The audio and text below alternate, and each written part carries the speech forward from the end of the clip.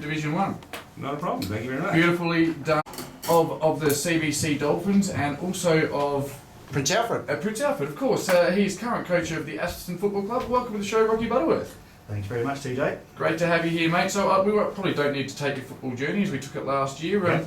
First thing we're going to do before we really get into the nuts and guts of things, and we've got plenty of questions I want to ask you actually, because two weeks ago your boys were up and about and looking like they're $1 million bucks. You brained us by over 10 goals, and all I heard all night was, geez, it's going to be hard to stop. But anyway, we'll get onto that later. I just need to pass comment on the results of last week, something I'm doing with the coaches now, because you've seen all these teams so closely. Your first one was Kilburn 24-14, 158, Salisbury 12-9, 81, 10 in a row for the Chicks. Yeah, they're flying. We played them, obviously, the last game of round one, and I had quite a few missing that day, and we matched it with them pretty much all day until the last 15 minutes. They kicked 4 or 5 late, but their structure's really good. I really like the way that Jamie's gone about it out there, and it's no surprise they're where they are. They're very good. Yep. Next one, bit of a battle for the cellar dwellers, was CBC 14-13-97, Pembroke 12-8-80. So Paraka 12-8-80. Sorry. Yeah, well, I still take a lot of interest in the Dolphins. Obviously, I'm a life member there and played coached for 10 years. Depth has just been such a serious issue for them, and they've struggled with injury the last 4 or 5 weeks, and with nothing really in the big to bring up, they're probably fighting for relegation now with Pembroke, I reckon. They have avoided Jars on here a couple of weeks ago, and Jar said they pulled a couple of under 18s, or the first 18 from the school in there to try and make it up, but it's pretty hard when you're getting hit with injuries. Oh look, their B grade struggles to kick 2 goals a week. So B grade sitting bottom with 1 win. So that makes it really tough for them. You must be pleased though. They are 5-9. They have avoided relegate. Well, not officially. So they're 2 games or 2 games clear of Pembroke. Probably the thing that would upset Jars would be the fact they were 3-2. So their last 10 weeks haven't been impressive. Hasn't been good. No.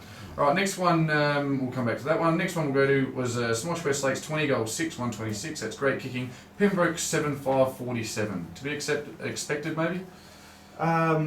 We got Pembroke on a good day. I think they're a terrific high marking team, Pembroke. Yep. And if they can't do that, they struggle, and Smosh are a big, solid unit. And if they brought the footy to the ground, I think they would have been too strong. So that result's expected, I think. They got 2 big boys, one at full back, one at full forward, and Luke swaps them around all the time, and gee whiz, they're powerful boys. Yeah, they're good side. Next one we'll go to, and this was it's interesting to see. I tipped this one last week. No one else did, but Paynham 27-12, 174. We're on my wildest dreams, knocking off the then top place Seaton Ramblers 13-8-86 by 88 points. Hard for me really, because you built us 3 weeks ago. We were on top of our game and stitched up Paynham, and we had a bit of trouble with against Seaton at home, and Corey LaCule kicked 6 that day, and he hasn't troubled the scorers too much since. So it's just been one bloke that got on top of us there. So I always thought Paynham were probably a better side than Seaton. 13 goals is debatable, but I'm happy they've shaking their confidence a bit since we've got them today. So Paynham, with the inclusion of Sharpie from Port Adelaide, has made a hell of a difference to Paynham. He kicked 8 last week, and he's 5 week 4. Big difference. And I think Paynham and Kilburn next game was going to be a real cracker. And there's no doubt, without going too much into Paynham's game plan, the big situation, Nick Jolly's got 2 or 3 blokes on him, so the ball's coming to ground, and then you've got someone as classy as Sharpie floating around, he's reaping the rewards. So, now this one, none of us tipped. We all tipped you guys last week at home. We thought you'd bounce back. Athelstone 10-11-71, Mitcham 18-15, 123. Bit of a surprise. Unfortunately it probably wasn't for me. Since the Paynham game, it was disappointing that day that we won so well and lost 3 players in the last 10 minutes that day with probably season injuries. Who were they? Matty Lee, Steve Harkin and Blair Miller. And they were serious speed as well. They're not just good players, they carry the footy through that middle 50 for me really, really well. And that's why we were kicking out 20 goals quite regularly. We were in the game till half time Saturday and playing okay for the side that we had out there, but our second half was terrible. Last quarter we kicked 8 points, I think, and most of them were gettable, but the confidence was pretty much shattered by then. So Unfortunately, I haven't got any real stars in our team. I've got Sheeds and you know, Steve Harkin. I tipped him to win the medal last week, so it would be a chance, wouldn't he? Yeah, he would, because his form was so serious in that rounds 2 to 10. He was terrific. But what we've got at Athelstone is just 10 solid contributors. Then I've got 25 who are just all the same. Yep. And as long as they get injured, that's okay. I can bring blokes up from the Bs who do exactly the same job. Yep. But if I start losing my top 10, I'm in trouble. I'll tell you what, talking about medal, if Sharpie plays BOGs between now and the end of the year, may very well go close to winning the medal. That's Sydney, yeah. Need a lot of them. I mean, well, you've got enough games left, 4 games, you work it out, 30-something points is enough to win the medal. Yep.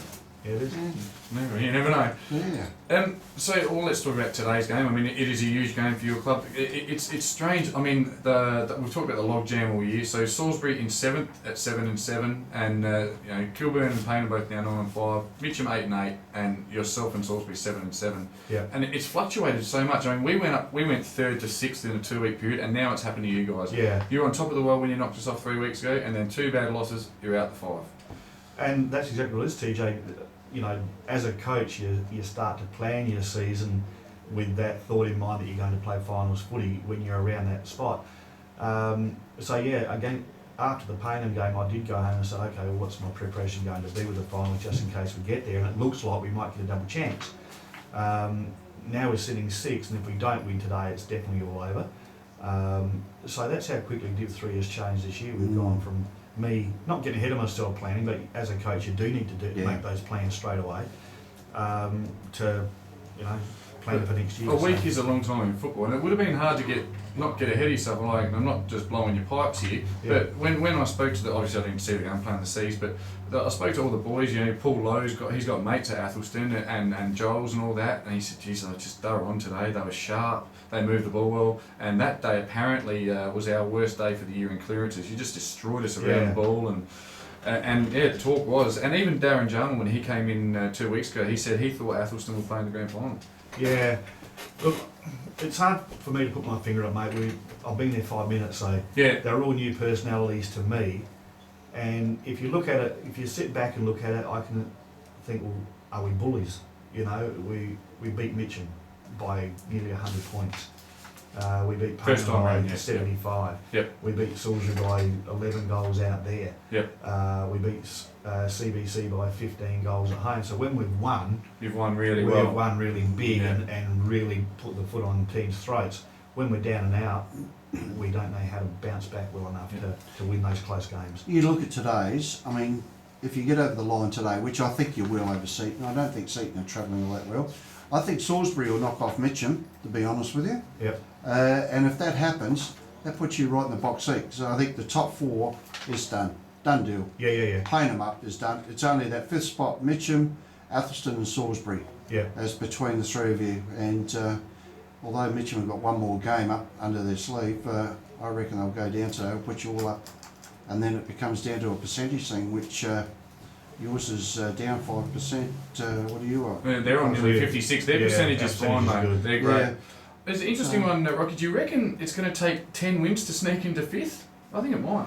I think it will, mate. That's what I said to the boys there. So we've got to win 3 out of the last 4 to give ourselves a chance. We're lucky that, as I said, when whether it's been bullies or not, because we've kicked those big scores, we've got a percentage that's pretty healthy. Yeah, and if you can win as many as Salisbury or Mitcham, you'll go. Yeah, so today is really, really important. So, you know, this week's training has been a freshen up for us. It was a decision: do we train really hard and get ready, or do we lighten right up and come to the footy day and hopefully a happy place? And that's what I've done. I think that's what Hawthorn did last night, and the heavy training we've invested is starting to show now. I think it is too. So, you know, and you go back to that, we watch a lot of telly these days, don't we, with AFL, and we want blokes to be dressed right, and we want blokes to play different types of game plans, but we forget we've got them for about 3 or 4 hours a week. You know, and then you've got to play on Saturday, so your best laid plans can come undone with an injury, or simply the fitness of the blokes that are playing, because some of the moves you make or the game plans just require a bit of running, and they can fall over pretty quickly. But. Yeah, exactly. Sorry, Doug, I don't want to know. One of the real personalities of your club has sort of well known to our club is Jared Trishy. Yep. I've noticed he's bobbed up in the goals a few times. Have you been throwing him around a bit, or? Yeah, Trishy's for me, he's an interesting character. He's unique. I coached against him last year, and I hated the way he went about his footy. Yeah. When I met him for the first time this year, I thought, well, I've got to bite the bullet here, and I said, mate, I don't like the way you go about it. It was our first conversation. I said, if that changes, or you're not going to be any good to my plans at Athelstone. And he's still that tough, hard unit, but I can tell you he's one of the best blokes I've ever coached. He hasn't looked like he's going to be undisciplined. I still would like to go near him on a Saturday as an opposition player, but he is pretty much a leader of that footy club. He hates losing, he's good with the kids. Throwing him forward, for me, he's not the fastest bloke in the world, but if he sees the footy, he wants to go and get it.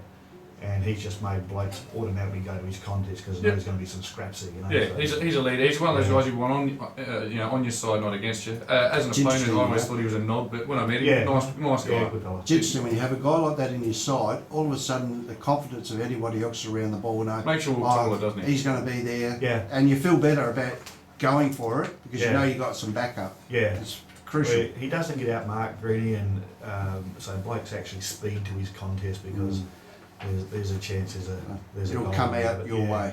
Yeah. Right, we're going to get into this week's games because there's 4 huge games relevant. So, and just for you, Russell Hart, who didn't make it in today, must be on the nest again with Chunky. Sign the papers for his house. Yeah, the 5th game, one that probably doesn't get too much excitement. Payneham, who are probably the form team of the last 2 weeks, go down to Paraka, who are bottom with just the 1 win for the year. Complacency would be the biggest fear for Payneham, and believe me, they've made sure they're not going to have that today.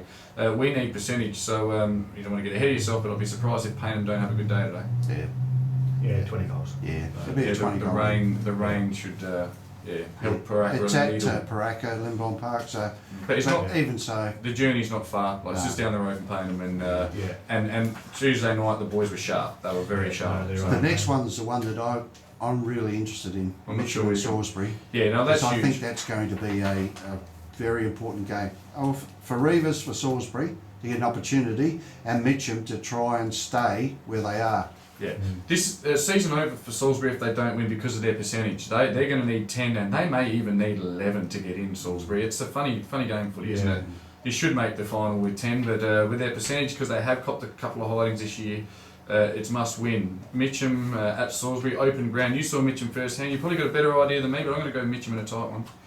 Yeah, Mitcham had a good mix of some serious speed last week. Johnny Mason and the likes. Yeah, and some good big blokes.